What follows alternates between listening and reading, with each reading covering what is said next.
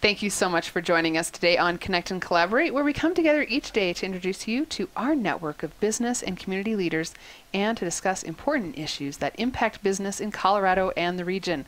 I'm Tammy Schaefer, your on-air producer, and this week we're focusing on mining in Colorado, and I'm very happy to have Mike Connors with me. He's from Cap Logistics Account Specialist. Mike, it's good to have you. Hi, Tammy. Along. Thank you for having me. And you've brought with you Omar Jabara. He's with Newmont Mining Corporation, so we can have a great overview of what Newmont is doing.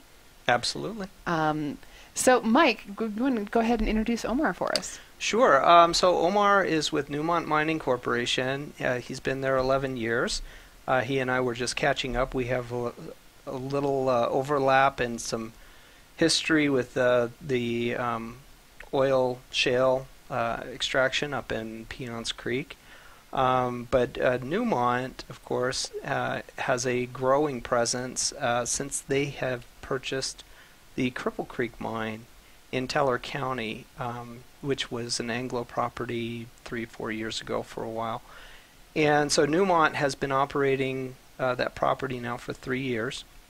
And of course, the Cripple Creek gold mine is the largest employer in Teller County, and has a huge impact on the tax base and the economy here in Colorado, as does a lot of the mining industries in Colorado.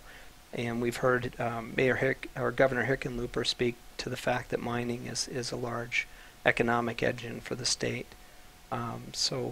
So that's a little roundabout way to introduce Omar, but he's with us here today to explore some of the challenges and opportunities facing the mining industry, and specifically what Newmont is doing in those areas to advance technology, sustainable communities, global outreach, some other initiatives that they're involved with. So Omar, thank you for joining us. Yes, thank you for having me. Pleasure to be on the show. Thank you. So, Mike, we kind of wanted to start off, and Omar, I apologize. So, Mike and Omar, we wanted to start off, talk a little bit about where the mining industry is today. What's happening? What are the challenges? So, Omar, I'll throw this over to you. I do know that it's been a tumultuous 8-12 years, and gold has seen some challenges. But specifically, what are your impressions of kind of where we're at as an industry, and some of the opportunities and challenges that face mining as a whole? Yeah, thank you for that. So the mining industry, being part of the natural resources sector, of course, it can be very cyclical as it relates to whatever happens to commodity prices, as well as external events. Geopolitical events that can impact prices of oil, copper, base metals, forestry products, and other things. The gold business is a little unique in that gold is both a commodity but also trades as a currency as well. And it has an inverse relationship with the U.S. dollar. So we're very sensitive to what happens to the U.S. dollar. So if the U.S. dollar strengthens, as a result of, let's say, interest rates going up, or let's say potentially geopolitical uncertainty, but let's use in this case interest rates going up and a strengthening dollar, that'll put downward pressure on the gold price. And conversely, if you have inflation pressures, geopolitical uncertainty, investors will go to gold as a safe haven to protect the value of their existing assets, be it in dollars or whatnot.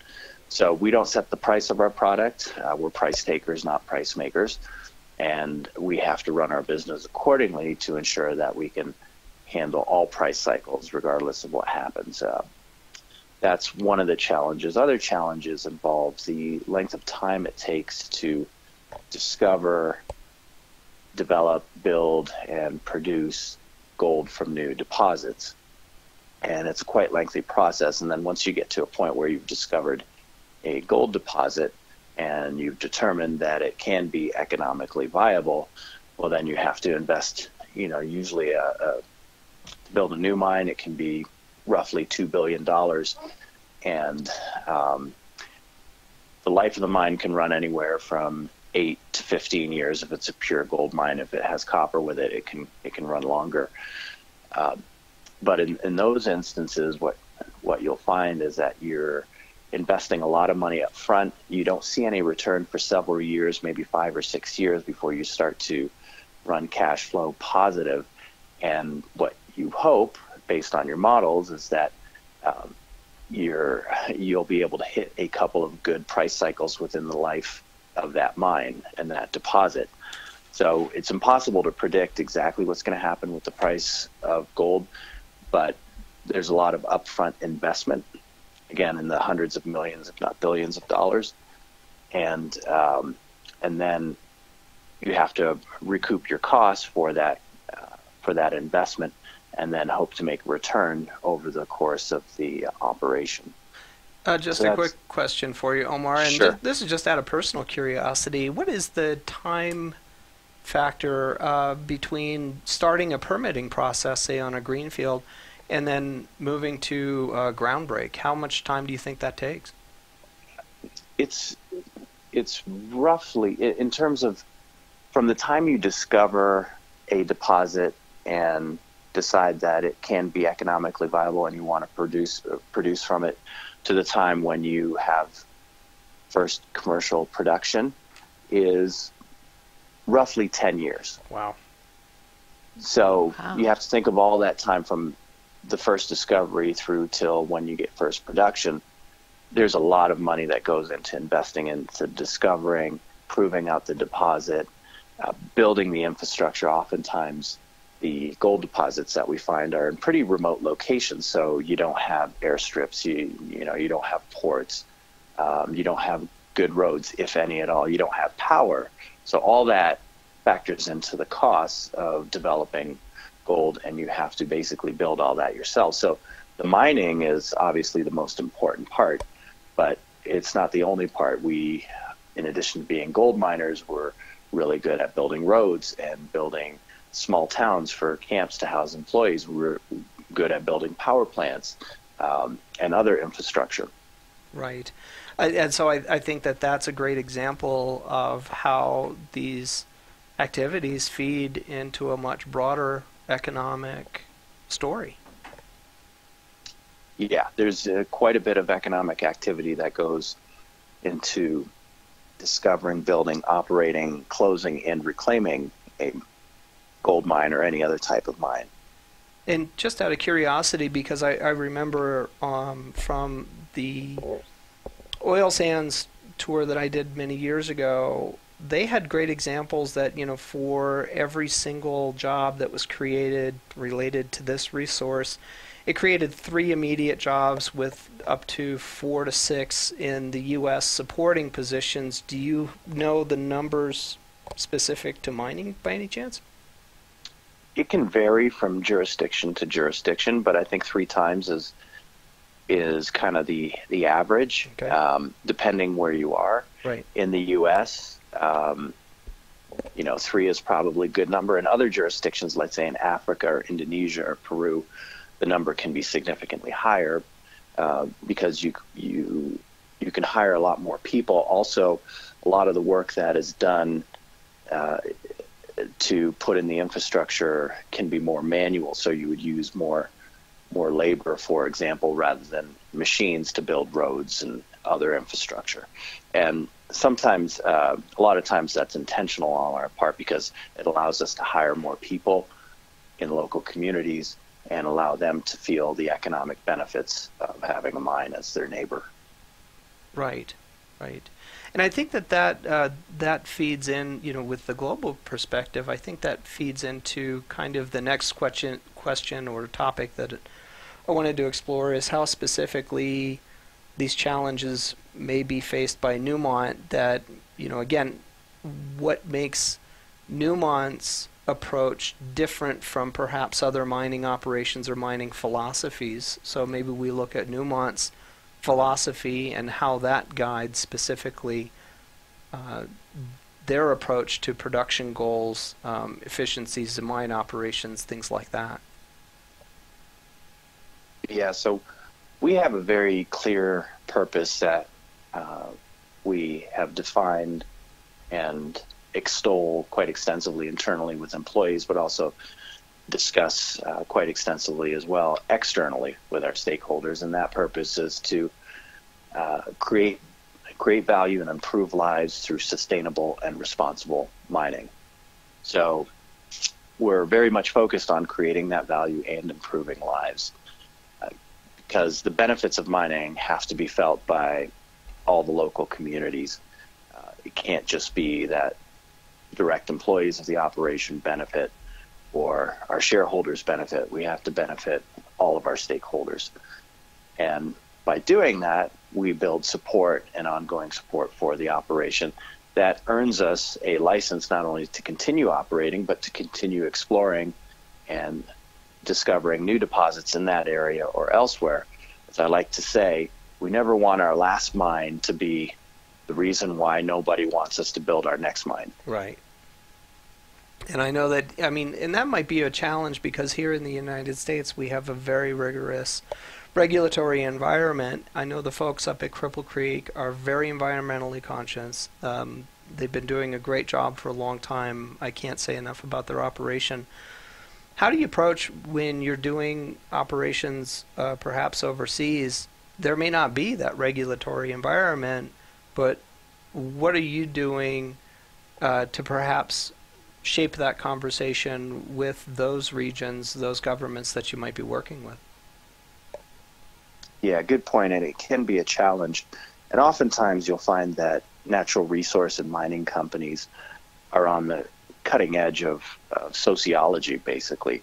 A lot of people study sociology, but we actually do it, where we actually go into remote locations in different countries, areas where there is very little in the way of infrastructure or government support services, and then we come in with a large investment.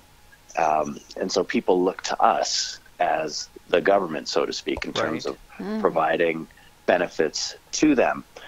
It's a very tricky balance because we don't want to disrupt their existing way of life too much. There are disruptions, but we also want to manage expectations that they, while we can be a catalyst for generating economic development, we can't be there all the time. Right. Eventually, deposits get depleted and the mining operation goes away. So we work from the very beginning, even from the development stages of the project, working with local communities and governments to do a few things. One, to help build their capacity so they have the ability to take advantage of the large-scale investment that comes in from the mining operation, and that investment in the form of, building facilities, operations, hiring people, etc. We also work with them, and we provide money for this to develop local foundations that they run, operate, and direct. And they choose where the funding from that foundation goes to support community projects and infrastructure, healthcare, education, capacity building, jobs training, skills training, etc. And we help them develop a capacity so that they're not just focused on working for the mine or supporting the mine, but that they develop other niche industries that can survive long after the mine is gone. And so we want the mine to be a catalyst so that they can have sustainable economic development going into the future. We have to also work with governments as it relates to regulations, back to your original point. Right. A lot of governments, they don't have as developed regulations as the U.S. They might not be as comprehensive, or they might not be enforced very well. So Newmont, a number of years ago, decided that in the environmental space, at least, that whatever the environmental regulations are in the country, if those regulations are lower than U.S. regulations, we will be to the U.S. standard. And if they're higher than U.S. regulations, but it doesn't happen very often, but if they are, then we'll, of course, meet the higher standard.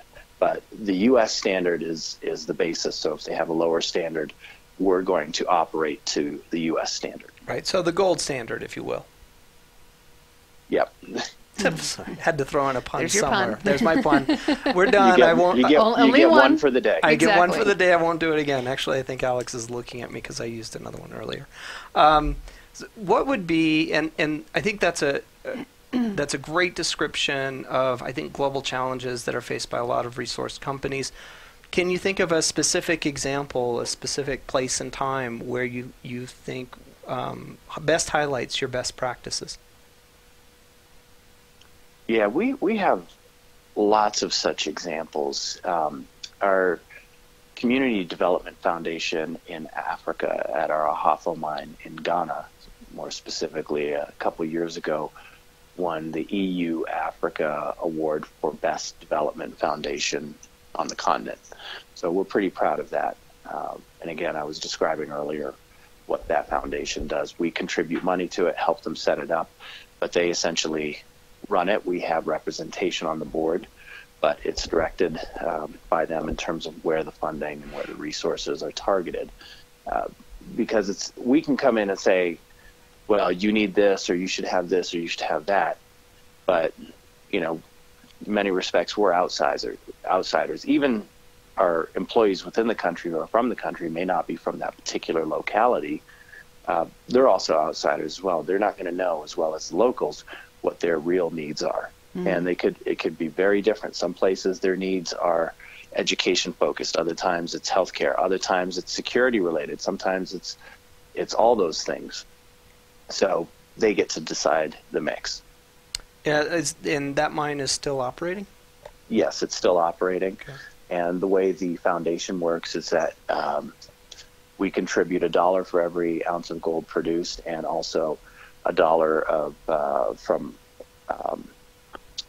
our profits on each ounce as well. Okay, and then so that flows quite a bit of money every year into the foundation. And we have a similar foundation at our other operation in Ghana, and a similar foundation at our operation, which is fairly new in Suriname. What's the longevity of the foundation after the mine is in reclamation? Right. Yeah, so the foundation will amass resources, and a portion of that money is put aside or invested. Uh-huh. So it'll continue to earn a return afterwards. Right. And then it's local trustees then typically that would handle that. Exactly. Okay. Local trustees handle it. So, yeah, that's an interesting picture of what that would look like. I know that that's a challenge that I've seen also with oil and gas, and a lot of people don't understand this, where they go into, especially impoverished communities, and the investment, just the huge sums of money that can surround these resources can swamp these communities and create more problems than they solve historically. And I think large organizations have learned the hard way that you have to be very careful when investing in some of these areas. I think that's a great example that you brought up, where you were essentially creating the infrastructure and the regulatory environment and kind of sometimes making it up as you go along in order to help the communities in which you work. So that is a huge challenge. Yeah, it's also a great opportunity as well. Right. So we have the opportunity to make sure that our operations serve as a catalyst for economic and social development. They feel invested in the mine, and if we come across additional resources in the process of operating there, additional ore bodies, etc., then we have good community support to go in and develop those. But if you don't have good community support, then you're not going to get much further than where you are. Right, and it's a common term, the social contract or community contract to do business, and I think that's been a trend that's admirable in many industries, and it's good to see extractive industries, especially because they are so easily attacked sometimes, taking a lead on that and promoting that philosophy. I think that's important, because Newmont, and you'll have to excuse me, I don't have the numbers on this. How many mines currently are you operating? So it depends on how you define a mine. So Right.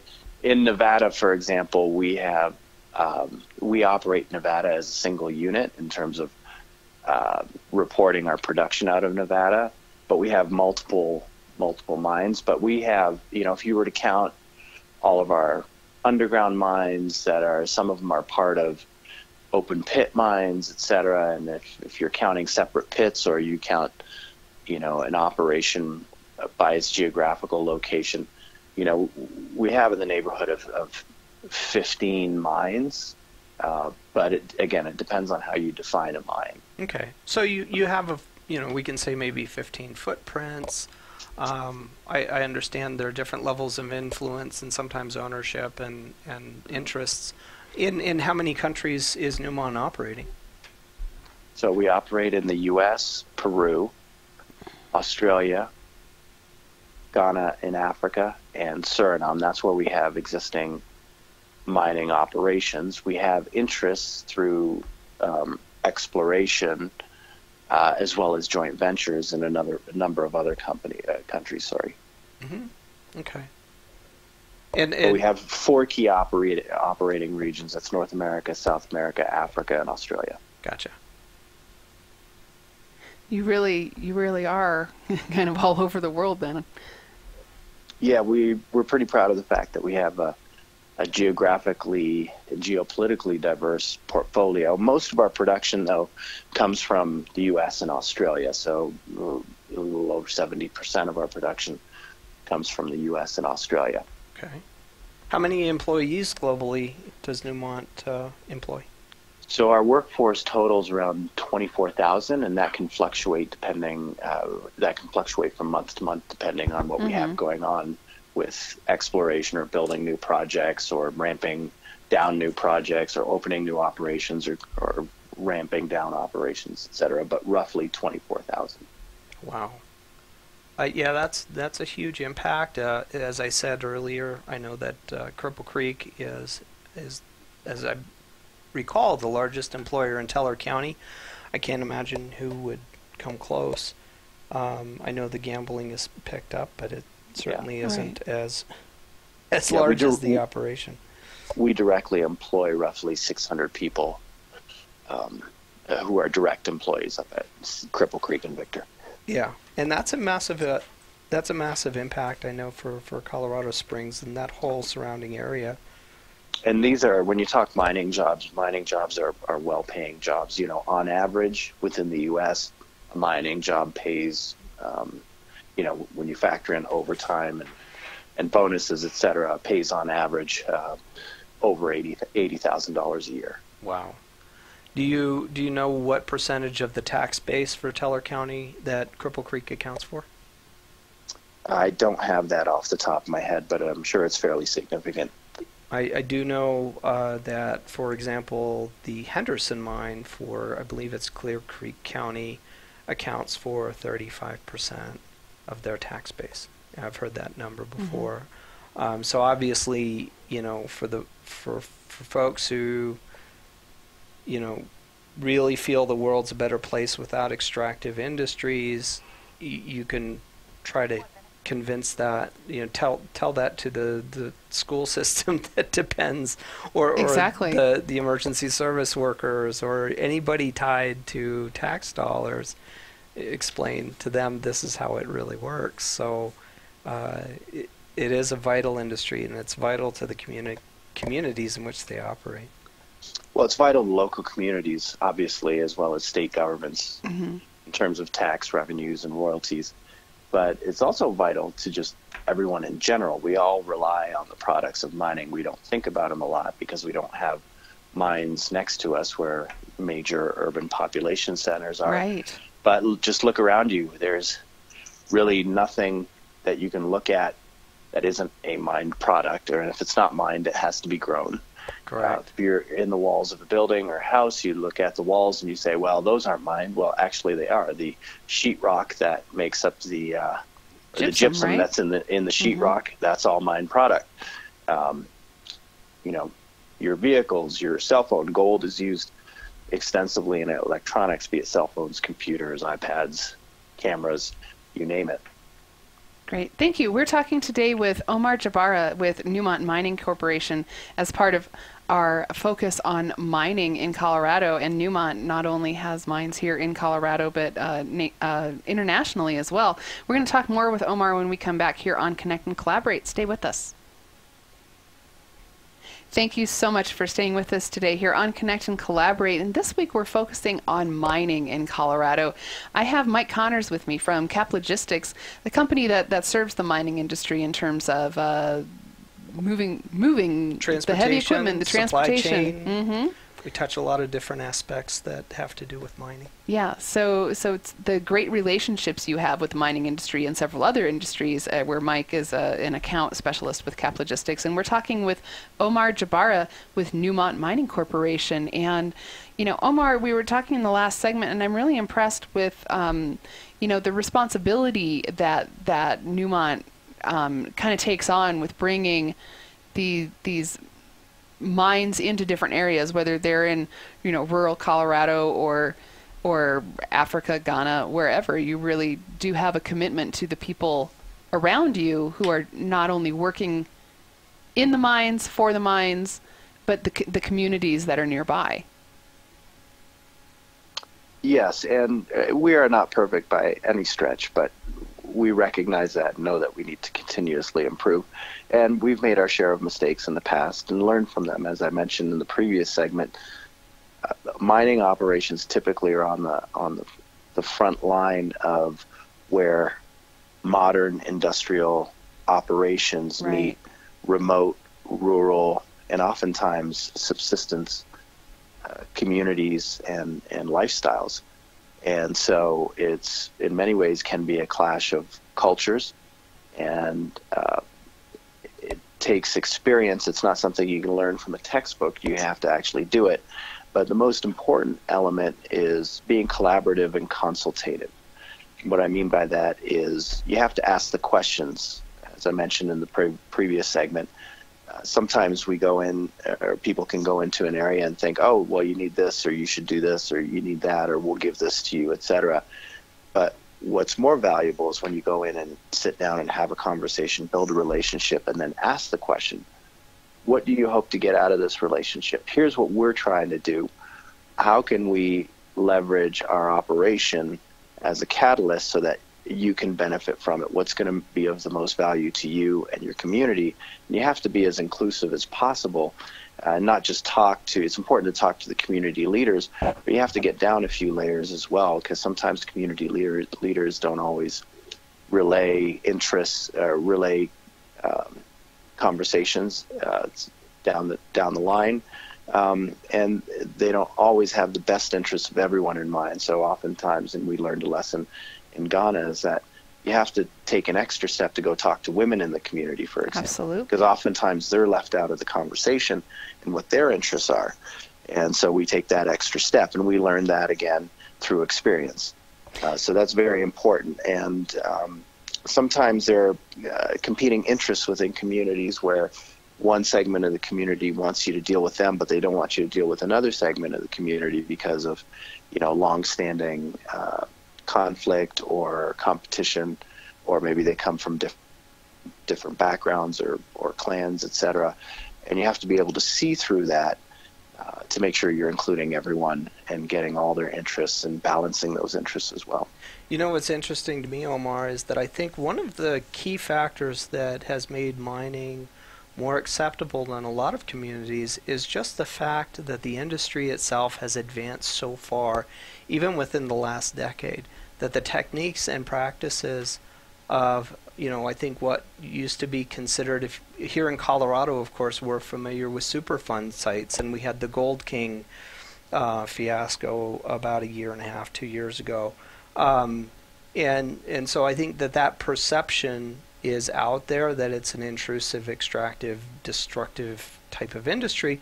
But I think those who actually operate in mining and those familiar with the industry have seen how far it has advanced in technology and technique, even within the last 10 years. And maybe you can touch on some of the advances that Newmont is spearheading. Sure. Yeah. Mining operations, again, tend to be in remote locations. You don't build a mine in the middle of a city or right next to a city, although there are a couple of instances of that. But usually in those cases, it was the mine was there first and the city grew up around, or the town grew up around the mine. The technology in mining is very diverse and varied. Most people, when they think of mining, and most people really don't spend much time, if any at all, thinking about mining. Right. They think about it as, people out there with picks and shovels, or maybe somebody with a front end loader digging up, like they see on those TV shows on National Geographic and whatnot about gold mining, etc. But mining is a very technology heavy business, and we use technology in all aspects of mining, from discovery all the way through mine closure and reclamation. From the discovery side, we have some proprietary processes and tools that we use at Newmont, where we use a certain type of glider that'll fly over an area, and using electromagnetic waves, send those waves down into the ground to try to get a picture of what the ore body looks like. So that's one example on the exploration side. Wow. On the operation side, there's numerous examples, from when you're running your haul truck fleet. Your haul trucks are the trucks that carry the ore that's dug up. The technology that goes into not just those trucks, but sequencing those trucks and putting them in the right place at the right time at the right speed, it's a real science behind that. So, for example, we have to traffic, when the trucks arrive in the pit to pick up a load from a shovel. And in order to conserve fuel, for example, you don't want that truck arriving and then sitting there for 15 minutes waiting to get loaded up, because the truck is on, it's running, they're very large, and they consume a lot of diesel fuel. So you want to make sure that the truck arrives there just in time to pick up the load and then head back. And then as it's going and as it's coming back, you have a control room, not unlike you'd have a air traffic control room at an airport, that sort of manages all the trucks and tells them where to go and when to be, and actually how quickly to go there. So it'll direct them. On this particular road was in the mine, you need to go 8 miles per hour. And the reason being, we haven't maintained this road just yet. It's deteriorated a bit. So we want to preserve fuel and tire life. So you're going to need to reduce your speed on this road. On this road, it was just maintained today. You can take your speed up to 12 miles an hour. Right. I do know, Omar, you mentioned that Newmont does quite a bit, or a majority of work in the U.S. and Australia. I know that in Australia they are on the cutting edge, and many mines are looking at autonomous vehicles. Is that something Newmont is pursuing? Yeah, well, we're looking at all forms of technology, and we look at technology through the lens of how can it improve safety, productivity, and efficiency. Right. And we don't want to invest in technology just for the sake of having some cool whiz-bang technology, or just because it sounds cool or looks cool. It's got to have a purpose to it. It's got to deliver value, and it's got to, again, improve safety, productivity, and efficiency for us to want to be able to invest in it. So one example is we have B-tag tire monitors, and it's a type of technology that reads the health of the tire as it's in motion in real time, and it tells us, is the tire, how much more tire life do you have? The worst thing that could happen is you have a tire fail while the truck is en route to the pit or back to drop its load of ore. Because if a tire explodes or fails, obviously there's safety issues around that. But now you've got a truck that's down, it's blocking a road, impacting productivity. Those tires aren't cheap either. Each tire costs about $40,000. Right. Wow. So if you've got 6 of those tires on one truck, so you do the math. Yep. That's just the tire portion. Right. So you want to preserve that tire life as long as possible, and you don't want to run it into the ground to where it has a catastrophic failure. You want to be able to detect just in time when it needs to be replaced and or repaired. And so that's what the BTAG monitors help us do. So that's just another example. Right, and I mean, I can throw a side note in on the transportation side, and I think this was back in 06 or 07, working with the Cripple Creek mine.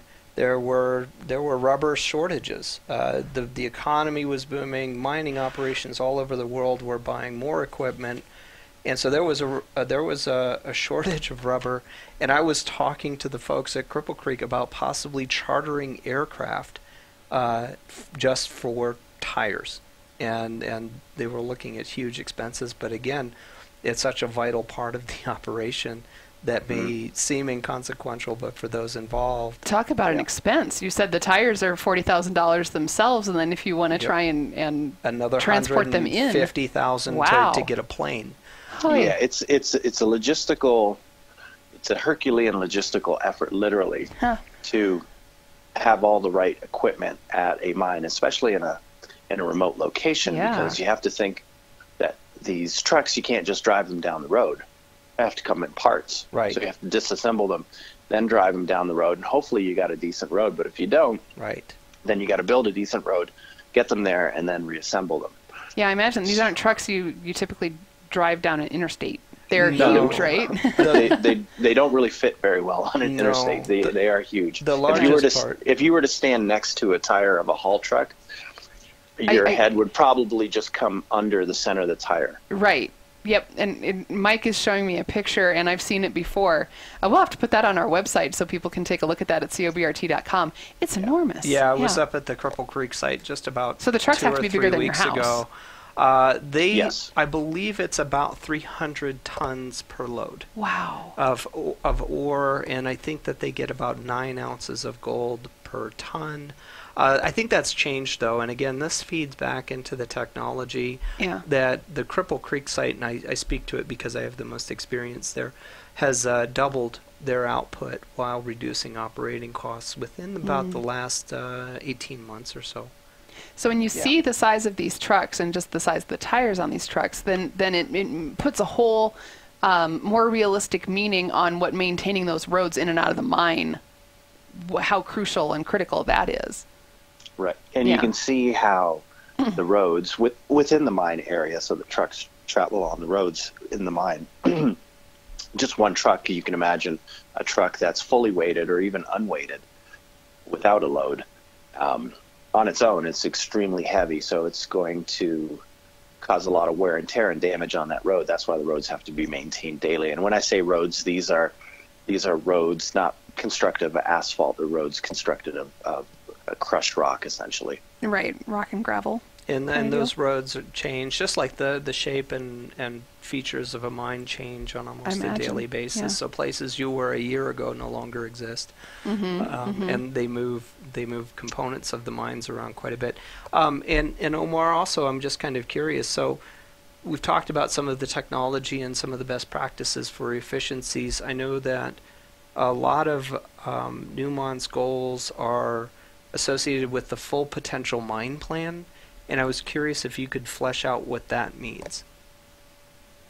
So our full potential program is it's a large and complex program, and essentially what it is intended to do is to improve efficiency and effectiveness and productivity and safety across the business. So we employed full potential at the corporate headquarters, and we employ it at the mine site. And it's really a methodology that looks at ways to, again, improve productivity and efficiency and reduce costs, while also enhancing safety and some of the other values of the business as well. So it might be having better environmental controls, et cetera. So just from the cost side, over the last several years, our full potential program has resulted in $1.5 billion worth in cost and productivity improvements, which is significant. Absolutely, that's a $1.5 billion is a lot of money, and that money can then be used for other things. Right. I do know, I mean, working with Newmont, that they've spearheaded initiatives, and even on the transportation side, I can give you a specific example. So I've been going up to the mine site for 16 years or so, but it was about 2 years ago, Newmont approached us as a transportation carrier, and they wanted to have our drivers, the people who deliver to site, as well as anybody visiting site, be MSHA certified, which is in itself a 24-hour program for initial certification that has to be renewed every year, and that's an additional 8 hours. So I went through that myself, and I can say that from a safety side, I have not experienced any operator more dedicated than Newmont. Yeah, and as we like to say, safety is a core value at Newmont. It's not a top priority. It's a core value. It's central to how we run our business. And people think, well, you either have an efficient operation or you have a safe operation. They think they have to be mutually exclusive. And what we've learned, and this is really the philosophy of our CEO, is that safety and efficiency and productivity align on the same side of the table. And as he likes to define it, he says the same behaviors that result in safe production are the exact same behaviors that result in efficient production. And we've seen that in our own operation, but you see it in other operations where when you see safety statistics improve, you see costs go down and you see productivity go up. Because It's the same, because it comes down to individual personal behaviors. And somebody who has a safety mindset and safe mentality is also someone who wants to do everything else responsibly, including saving costs and ensuring that they're producing as much as they can, as safely and responsibly as they can. Yeah, I think that's a valid point, a valid observation, and I think that feeds into Newmont's growth and where Newmont is headed. I know the CEO, and you'll have to remind me. Gary Goldberg. Thank you. Was looking at, I believe he raised his 2018 production forecast from the range of 4.9 to 5.4 million ounces. Correct. Which you and I were talking earlier, that there was a congratulations that you had exceeded Barrick, and you said not quite yet, but 18 looks like you may be on track to do so. Yeah, and just on that point, I think a lot of folks like to focus on the horse race of who's producing more, et cetera. And while that's interesting and fun, that's not our focus. Our focus, and our CEO, Gary Goldberg, repeats this often to investors and anybody who will listen, is that our focus is on growing our margins and doing it safely and responsibly. So our production levels we expect them out the next 7 years to be stable, roughly around 5 million ounces. Might be a little higher, certain years might be a little lower, but basically 5 million ounces. But making sure we're producing the highest quality ounces we can, and by quality ounces, they need to be safe, responsible, and profitable ounces. Right, right. We're talking today with Omar Jabara. He's with Newmont Mining Corporation as part of our focus on mining in Colorado this week. And when we're talking with Newmont, yes, we are talking about Colorado. Cripple Creek, as Mike has said, is the largest mining operation in, Teller County? It's the largest gold producer in Colorado. Maybe, Omar, you can give us some perspective. I know Newmont runs an Elko operation as well. So just nationally, where does Newmont stand in the U.S. as a gold producer? So Newmont is the U.S.'s largest gold producer. And we also are pretty close to being the largest producer in Australia. But our operations on Australia produce, I think, more gold than any others. But we have one operation that's a 50-50 joint venture with Barrick. So we get 50% of those ounces, not 100% of those ounces out of the operation is called KCGM, but we are the operator of that mine, even though Barrick is a 50% owner, and so they share the revenues from 50% of the sales of gold produced. Right. And now, just for clarification, because I know that there are some different mining techniques that are different. Cripple Creek is a heap leach operation. Is that the same in Elko and Australia? Is that the predominant operation that Newmont runs? Not necessarily. So usually at mines, some are strictly heap leach, but as mines get older and you get into different ore bodies, particularly if you get into higher grade ores from underground operations, you'll also have a mill that will process. So most of our mines have milling operations that go with them, in addition to heap leaching. So it's not just one process where you just strictly heap leach. We'll also mill the gold, and you'll direct ores, depending on the grades, to either to the mill or to the leach pads. Right, and this is just my curiosity, and it may be proprietary, so answer if you can. My understanding is that the production benefits out of the Cripple Creek mine have been achieved primarily through new technologies associated with the heap leach pads. In part. Okay. There's also a new mill up at Cripple Creek and Victor that went online in 2016. And so the mill has contributed to Cripple Creek's additional output. Okay. And then how about, do you know, are there upcoming capital projects? I knew that they were looking at underground potentially for a while. Is that still on the table? That's a possibility. Again, it's still very early days as to whether or not going underground at Cripple Creek and Victor is, economically and environmentally viable. Right. It's something that we're looking at, but again, it's still early days. We're not in a position yet to make a decision around that. There's still more studies that need to be done to determine the viability of going underground. Right. What is the mine life currently for Cripple Creek? So Cripple Creek's mine life, and I don't have it right in front of me, but looking out to beyond 2026. Oh, okay. Yeah, and because I remember, I think it was back in 12, they reviewed and essentially just looked at, and then what they do is they'll review the mine life potential, and then they'll apply for extensions. Okay. And so then they can extend the potential mine life. And then, of course, depending on, and I'm talking to Tammy as well. Right.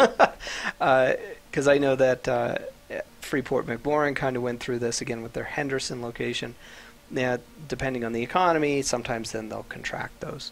And again, I think when you look at shortening a mine life, that really gets people's attention. Right, because it's the communities around that depend on that operation to sustain that community, sustain their schools, their tax base, all of it, right? Exactly, because I see this in other industries and in other locations where communities become dependent on these resources and these economic engines, and they really don't necessarily have a plan B. And so that's something that I have to say I admire about Newmont with the foundation and investments that can help a community perhaps even transition after a mine is in reclamation. Right. So when you say mine life, it's the extent of how much more resource they can get out of this, and is it viable to keep it open and continue operation? Or how much longer they just plan on mining. Okay. The operation. There still may be resources there, but they may not want to pursue them after a certain point. So, great information. Omar, we have just under a minute left. Is there anything else you'd like to share or contribute about Newmont and the mining industry here? Yeah, I would just like to add that, Colorado was essentially, modern day Colorado was built on mining. The state was founded on it, silver mining, gold mining, and other metals and resources. It's what built Colorado, and frankly, it's what built California and a number of other places. So it's an integral part of our heritage here in Colorado and in the U.S., but also elsewhere. I think mining is something that's misunderstood, and I would encourage folks who have questions or are interested further in mining, not to take somebody's word for it. You can actually go up to Cripple Creek and Victor here in Colorado and take a tour. Oh, really? Wow. There's public tours, and they'll show you around the mine, as well as some of the historical and legacy mining that took place up in the Cripple Creek and Victor mining district historically, that back in the early days of Colorado's history. So it's a pretty cool and neat thing to see, just to see how modern mining happens, and also just to see the scale of the operations and the level of effort, thinking, and engineering and technology that goes into making one of these operations work safely and responsibly. Omar Jabara from Newmont Mining Corporation, thank you so much for giving us this glimpse into the reality of mining here in Colorado, modern day, like you said. And thank you, Mike Connors from Cap Logistics, for helping facilitate the conversation. Thank you for having me. Thank you both. It's been a pleasure. Thank you. Thank you for listening, and have a great day.